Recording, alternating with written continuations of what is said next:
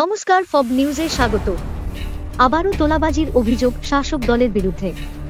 10 লক্ষ টাকা তোলার চাওয়ার অভিযোগ উঠেছে তৃণমূল কংগ্রেস পরিচালিত বর্ধমান উত্তর বিধানসভার অন্তর্গত বর্ধমান 1 ব্লকের বেলকাশ গ্রাম পঞ্চায়েত প্রধান রোজিনা খাতুনের স্বামী শেখ দিলীপের বিরুদ্ধে। দাবি পূরণ না হওয়া পর্যন্ত একটি বাড়িতে তালা ঝুলিয়ে দেওয়া হয়, যদিও এই অভিযোগ তিনি অস্বীকার করেছেন। কেশবগঞ্জ চটির বাসিন্দা শেখ ডালিম এবং শক্তিগড়ের বাসিন্দা শেখ রাকিবুল দুজন মিলে জায়গা জমির দালালি করেন। তাদের ভাগবাটোয়ারার মারপ্যাঁচে আটকে পড়েছে প্রায় 90 ঊর্ধ্ব বৃদ্ধ বৃদ্ধা। জ্যৈষ্ঠ মাস থেকে তারা ঘরে ঢুকতে পারছেন না। এই বিষয়ে বর্ধমান সদর থানায় অভিযোগ জানাতে গেলে তাদের অভিযোগ নেওয়া হয়নি বলে দাবি করছেন বৃদ্ধ দম্পতি। বেলকাশ গ্রাম পঞ্চায়েত প্রধানের স্বামী শেখ দিলীপের সাথে টেলিফোনে যোগাযোগ করা হলে পুরো বিষয়টা অস্বীকার করে তিনি বলেন, এই ধরনের ঘটনা তিনি জানেন না, পার্টিগত কোনো সম্পর্ক নেই। যদি কেউ তালা মেরে থাকে তাহলে বিষয়টা জেনে তিনি তালা খোলার ব্যবস্থা করবেন বলেও জানান। বিডিএর চেয়ারপারসন তথা বর্ধমান 1 ব্লকের তৃণমূল কংগ্রেসের সভাপতি কাকলিতা গুপ্ত বলেন, এই বিষয়টা শুনেছি, তবে পুরো বিষয়টা জানা ছিল না। এখন জানলাম।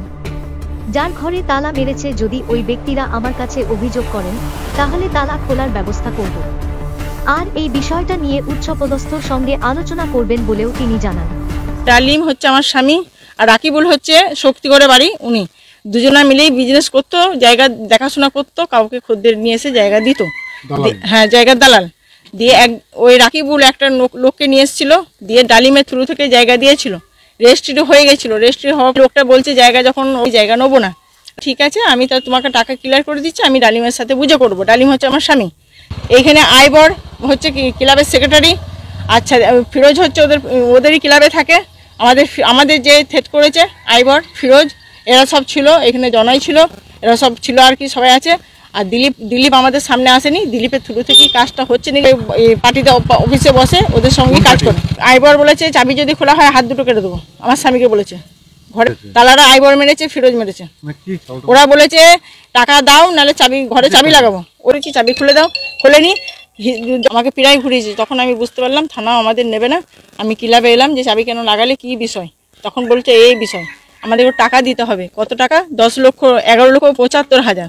আমি ঠিক আছে, ওকে টাকা দিতে হবে, চাবি খুলবো। এটা কি কারণ? তবে কানাঘুষে একটু শুনছিলাম যে এই ধরনের একটা ঘটনা, মানে 10 লক্ষ টাকা কারো কাছে চাওয়া হচ্ছে, এরকম একটা ঘটনা সামনে আসছিল।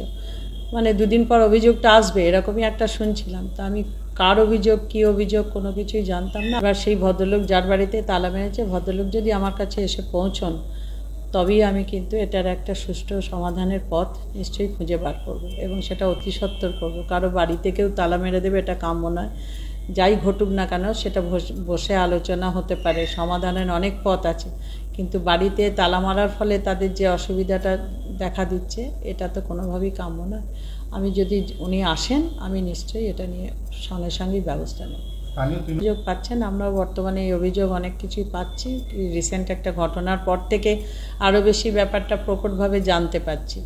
তো নিশ্চয়ই এটা নিয়ে আমরা আলোচনা করব। যদি আমাদের সমাধানের পথ আমরা খুঁজে বার করতে পারি বা ওকে যদি বোঝাতে পারি, বলতে পারি, তাহলে এগুলো বন্ধ আমাদের করতেই হবে। কারণ দলকে কোনোভাবে কেউ কলুষিত করবে ব্যক্তিগত স্বার্থে, এটা কিন্তু মেনে নেওয়া যাবে না। তার জন্য আমাদেরকে যদি ব্যবস্থা নিতে হয় আমরা উপর মহলেও জানানোর চেষ্টা করব, এবং জানিয়ে যাতে এটা সমাধান হয়, এলাকার মানুষ যাতে শান্তিতে থাকতে পারে তার ব্যবস্থা করব।